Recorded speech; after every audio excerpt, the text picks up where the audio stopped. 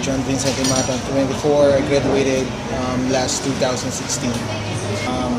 I work as an industrial engineer sa Rome Electronics Philippines, and nagpo-produce kami ng products ng transistors, diodes, ICs, basta all about electronics. As a Lycean, ang natutunan ko sa LPU is yung leadership. Kasi as an IE, we all know na kailangan natin ng kailangan meron tayong personality as a leader. Yun yung lalo na sa akin, sa trabaho ko, merong mahawak ako ng tao, siguro 12 members, and which is divided in 3 groups. Tapos aside of that, buong process pa yung hawak ko. So you have to be superior talaga when it comes to work. Tapos lagi ka dapat mabilis magdesisyon, mabilis na tama, hindi yung mabilis na bara-bara, yung mabilis na tama. So yun yung nakita kong edge ko talagang laging sa trabaho ko, laging nabibigyan ng humahawak ako ng tao, handling ng manpower, tapos minsan nagka-counseling pa. And actually na sa ganun, na rin ako sa seminar na padala sa training para sa ergonomics, health and safety, which is yung OSH na yung tawag. Tapos yun, naging president ako ng class namin kasi IE ako, tapos yun, naging may background pa sa airco. Kaya yun, feeling ko talaga ganun. Mas yung core values na yun, na yung leadership para sa akin, yun yung pinaka tumatak sa akin as an IE, dahil na sa field na talaga.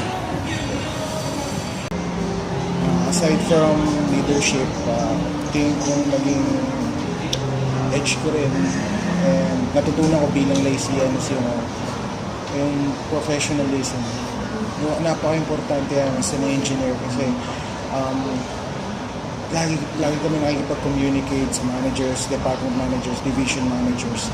And I think sa professionalism na natutunan ko from LPU ay naging malaking bagay, kasi kailangan mong makisalamuha sa mga tao. Kasi for me, sa communication ko lang, doon mo na makikita yung professionalism, yung how you talk, how you approach, and how you deliver your words. Ganun yung naging perspective ko, kasi lagi kami tatawagan sa telephone, tapos pag may urgent, medyo galit ka na, but you have to be professional. Kaya lagi kang magsasalita na may brain dapat. Wala yung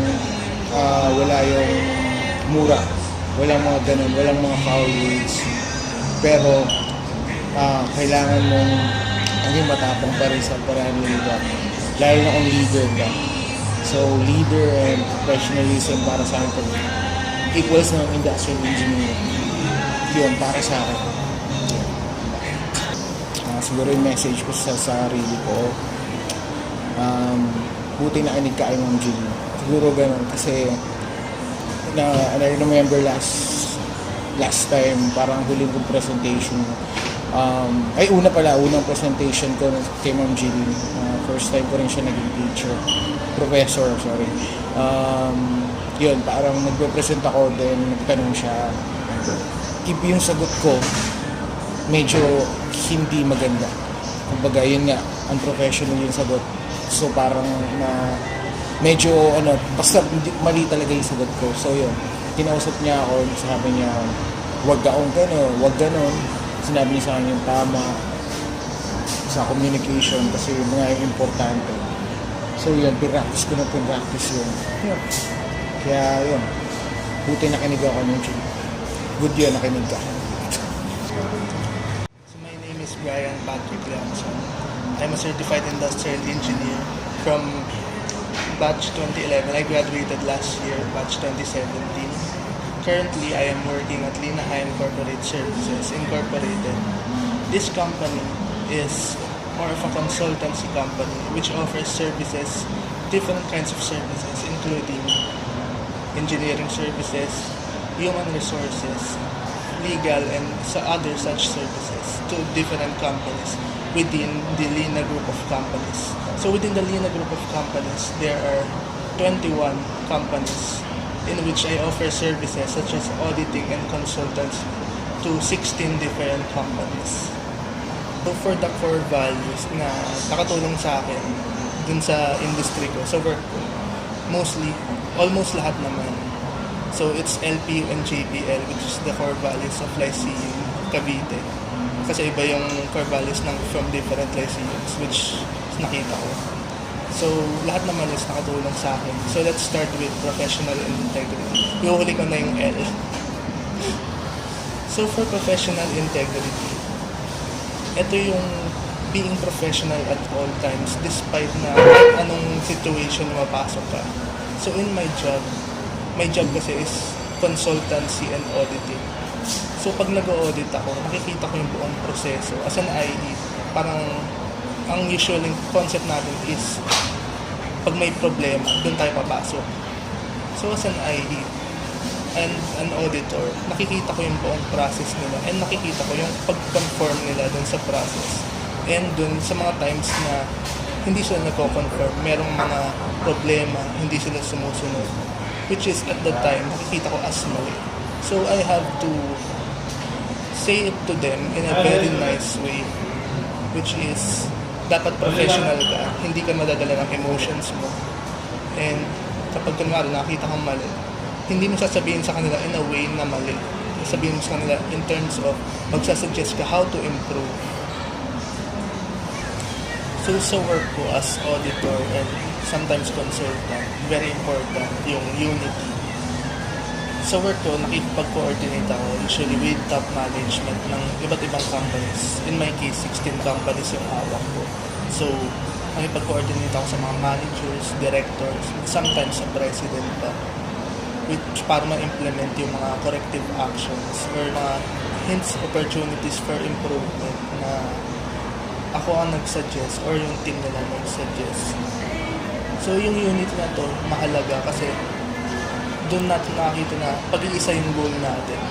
Lalabas at lalabas yung improvement dun sa always for the betterment of the organization. So for justice, dun sa work ko, may mga times na nakikipag-coordinate ako sa mga kaibigan ko. So ina-audit ko sila. Nakikita ko may mga times na may mga mali sila. So pag ganong mga incidents, merong mga pakiusap na, uy, wag mo na i-call out tong mali namin. Pero, as an auditor or as a professional, kailangan ko pa rin gawin yung part ko na may pakita sa kanila kung ano talaga yung saan sila nagkamali. Kasi as IEs, doon tayo, we always make things better. So yung next ko is yung perseverance. So itong core value nito is very integral sa kung ano ako ngayon. As an auditor, since dati nung nasa school pa ako, it's very problematic ako na student. Hindi ako nagpapasa ng mga projects ko, lagi akong absent. And usually ang performance ko is para pumasa na. So once na lumabas na ako ng school, I said to myself na dapat I should make a change para hindi nila ako maalala as yung problem student lang. So pinaghirapan ko lahat. Naghanap ako kagad ng work. Parang graduate ako ng Friday, nag-start na ako ng work nung Monday. So dapat tuloy-tuloy lang. Gusto ko siyang paghirapan. Lahat ng mga gusto mong gawin. Siyempre yung mga pinaghirapan mo is hindi lang para sa iyo, dapat para din sa ibang tao. So para maging maayos kang tao, iniisip mo na as you go along the path of IT, kung paano ka magiging better. So, in my case, nag-take ako ng CIE, nag-take ako ng CLS, SYP.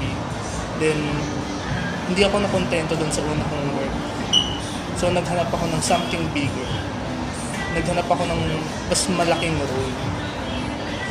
Then,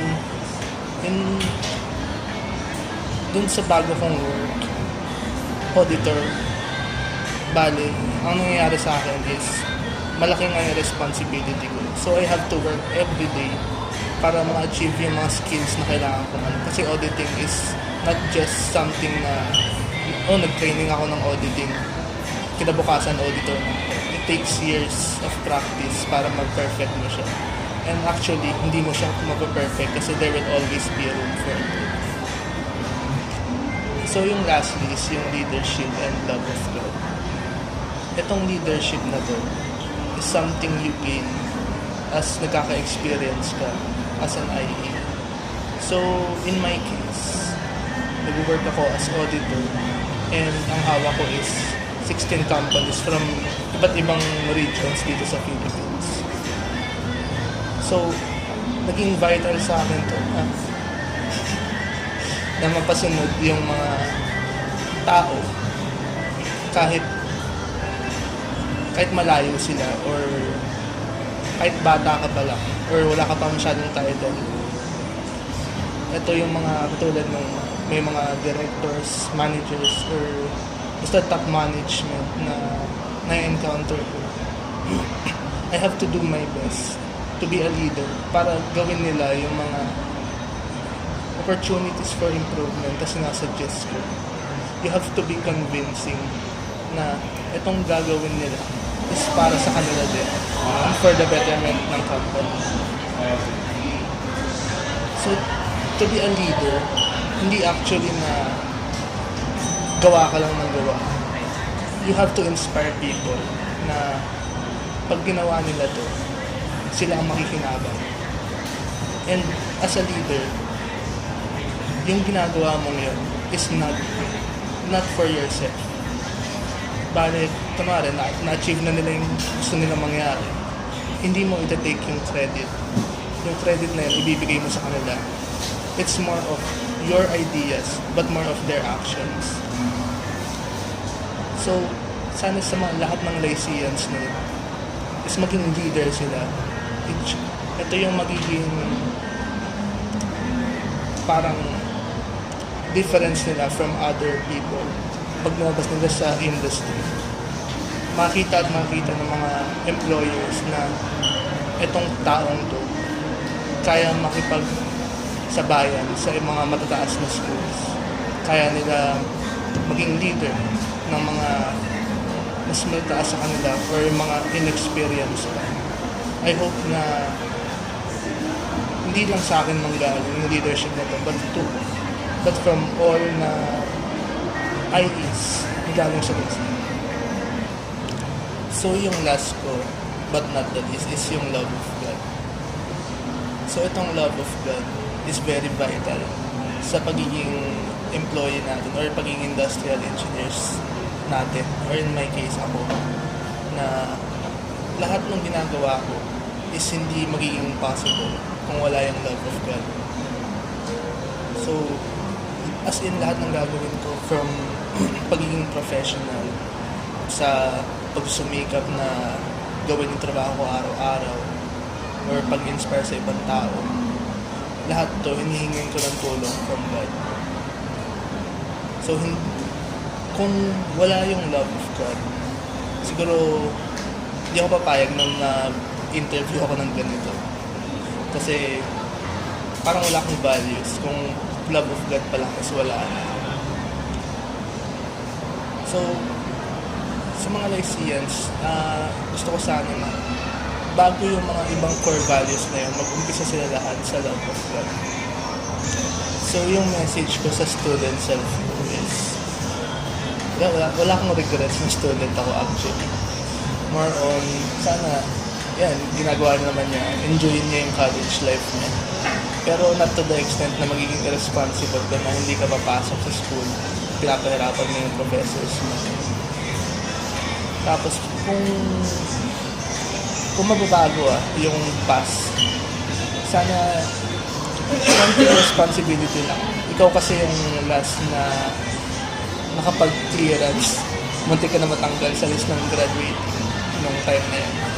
So, okay ka naman actually. Alam mo naman yung ginagawa mo. Pero, be more responsible. And I think na kaya mo naman gawin.